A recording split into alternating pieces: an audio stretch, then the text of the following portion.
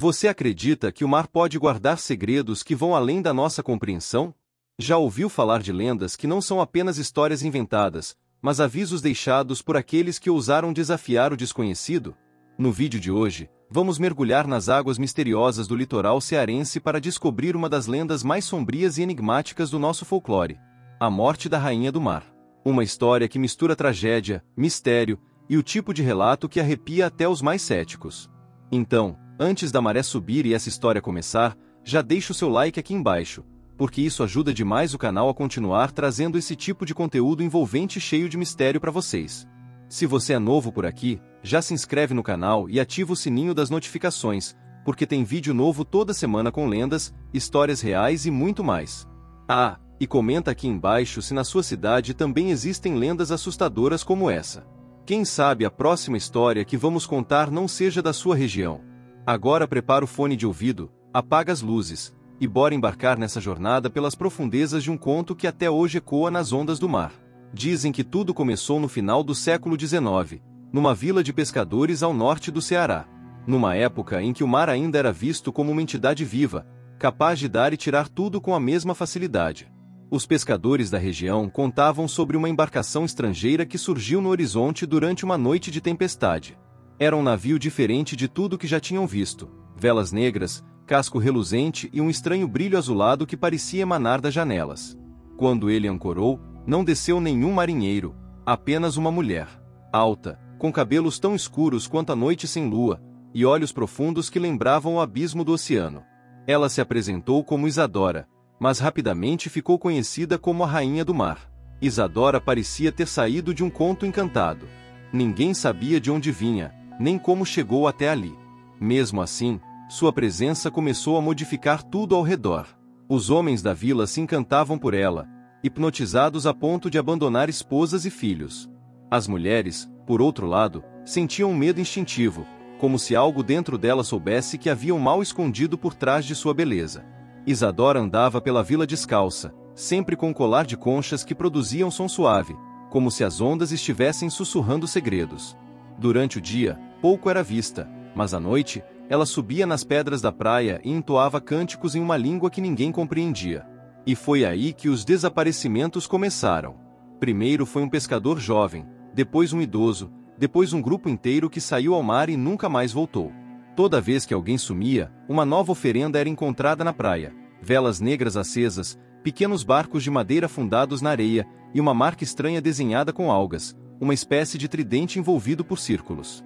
Alguns diziam que era bruxaria, outros que era um sinal do mar reclamando seus filhos. Mas havia quem jurasse que nas madrugadas mais silenciosas, via Isadora caminhando até a beira do mar, conversando com as ondas, e que essas mesmas ondas se erguiam para abraçá-la, como se ela fosse parte delas. Foi quando o padre Antônio, o líder espiritual da vila, decidiu confrontá-la. Ele foi até a casa onde ela morava, uma construção improvisada com tábuas do navio que a trouxera. Ao entrar, encontrou um ambiente gélido, como se estivesse dentro do fundo do mar. As paredes eram cobertas por escamas, corais e conchas vivas. No centro, uma banheira de pedra cheia de água do mar onde Isadora repousava como uma sereia. Ele tentou expulsá-la em nome da fé, mas ela apenas sorriu. Contam que nesse dia o céu escureceu repentinamente e uma onda enorme atingiu a vila, destruindo metade das casas. O padre desapareceu naquela mesma noite, e dizem que sua cruz foi encontrada cravada na areia, de cabeça para baixo. Após esse evento, a vila entrou em desespero. Os moradores tentaram expulsá-la à força, mas toda tentativa era frustrada. Homens armados com facões viravam escravos dos encantos dela, e os que resistiam acabavam mortos ou enlouquecidos. Isadora parecia intocável, como se fosse protegida por uma força invisível. Foi então que uma mulher chamada Joana, neta de uma benzedeira e conhecida por sua ligação com as forças da natureza, decidiu que algo precisava ser feito. Ela acreditava que Isadora não era apenas uma criatura mágica, mas sim uma entidade que havia feito um pacto com o próprio mar. Um espírito antigo, talvez banido, que agora tentava reconquistar poder às custas de vidas humanas. Joana reuniu as mulheres da vila, todas aquelas que haviam perdido maridos, filhos e irmãos para os encantos da Rainha do Mar. Durante 7 noites seguidas, elas se reuniram em segredo nas dunas e prepararam um ritual de encerramento. Dizem que usaram sal grosso, areia consagrada, lágrimas de viúvas e o último fôlego de uma vela abençoada. No 8º dia, foram até a casa de Isadora enquanto ela cantava nas pedras.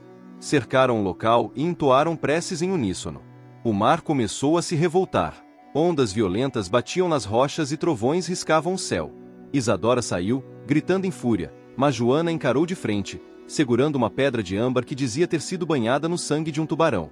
O confronto entre as duas foi descrito como algo épico. O chão tremia, o vento rodopiava e os olhos de Isadora queimavam em azul. Mas Joana não recuava. Com palavras firmes e coração de ferro, ela selou o pacto final. Disse que aquela terra não pertencia mais às trevas e que o mar não a acolheria como antes. Num último grito, Isadora foi engolida por uma onda gigantesca, levando junto a sua casa e todos os símbolos do navio sombrio. A vila assistiu tudo em silêncio. Quando o mar recuou, não havia mais nada. Apenas uma poça d'água salgada onde as algas formavam novamente o símbolo do tridente. A partir desse dia, o mar voltou a ser calmo, os peixes reapareceram e os homens começaram a retornar para a pesca. Mas algo tinha mudado para sempre na vila. Uma energia estranha ainda pairava no ar. Joana passou a ser respeitada como a guardiã da terra, e sua história virou ensinamento entre as gerações.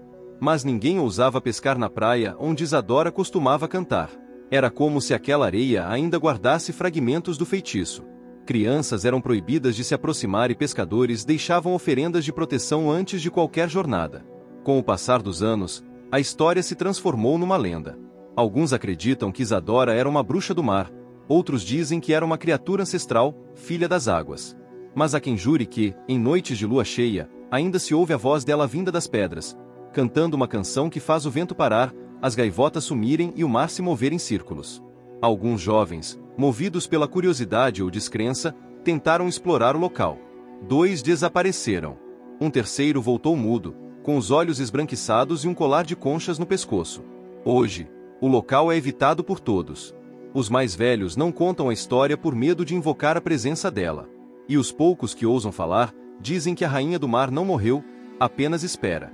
Esconde-se nas profundezas, alimentando sua raiva e seu desejo de retorno.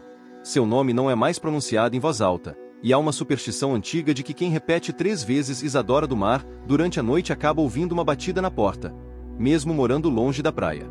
Mas o que realmente faz essa lenda se destacar entre tantas histórias do nosso folclore é que em meio às versões passadas oralmente, há um relato registrado por um pescador chamado Seu Amaro, já falecido, mas cuja história ainda é contada pelos moradores mais antigos da vila de Capuí, no litoral do Ceará.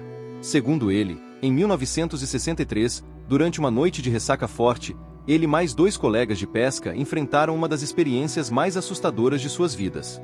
Amaro, na época com 30 e poucos anos, era cético quanto às lendas locais. Dizia que isso era história para boi dormir. Mas naquela noite, algo mudou sua visão para sempre. Eles estavam voltando do alto mar quando, já próximos da costa, viram uma figura feminina em pé sobre uma pedra, mesmo com as ondas quebrando violentamente ao redor. Ela não se movia. Seus cabelos esvoaçavam, mas o corpo permanecia firme, imóvel, como se fosse parte da própria pedra. Curiosos e assustados, os pescadores tentaram se aproximar. Um deles, conhecido como Zé Maciel, gritou para a figura. Foi nesse momento que o vento cessou por um instante e uma voz feminina, suave e aguda, respondeu de volta, mas num idioma que nenhum deles conseguia identificar. A figura então levantou lentamente o braço e apontou para o mar. As ondas se tornaram mais altas e violentas em segundos. O barco virou antes que eles conseguissem reagir. Amaro foi o único que sobreviveu. Ele foi encontrado 2 dias depois, desacordado, agarrado a um pedaço da embarcação, já em outra parte do litoral. O mais estranho, ele foi resgatado com um colar de conchas no pescoço, algo que ele jurava nunca ter usado, mas que era idêntico ao que as pessoas diziam ser usado pela rainha do mar da lenda local. Depois do acidente, Amaro abandonou a pesca. Passou a viver isolado e evitava qualquer conversa sobre o mar. Quem o visitava dizia que ele falava sozinho à noite, murmurando palavras em uma língua desconhecida. Outras vezes, ele se calava de repente ao ouvir o som das ondas, como se alguém o estivesse chamando. Seu relato foi documentado por um jornalista da época, num pequeno artigo publicado em um jornal regional de Fortaleza. Muitos trataram como invenção ou exagero de um sobrevivente traumatizado. Mas aqueles que conheciam bem o mar, e especialmente os mais velhos da vila, sabiam. Amaro tinha visto a rainha. E sobreviver para contar a história não era comum. Era um aviso. Um lembrete de que algumas forças das águas profundas não devem ser desafiadas.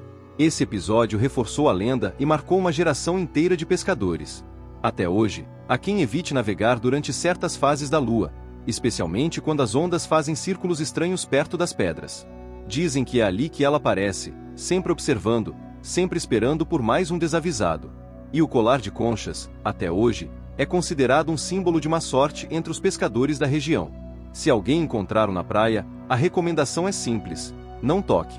Apenas recue, faça uma oração e respeite o silêncio do mar.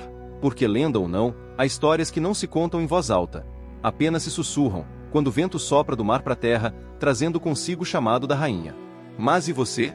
Acredita que tudo isso é apenas uma história contada para assustar crianças desobedientes? Ou será que há verdades escondidas nas entrelinhas das lendas?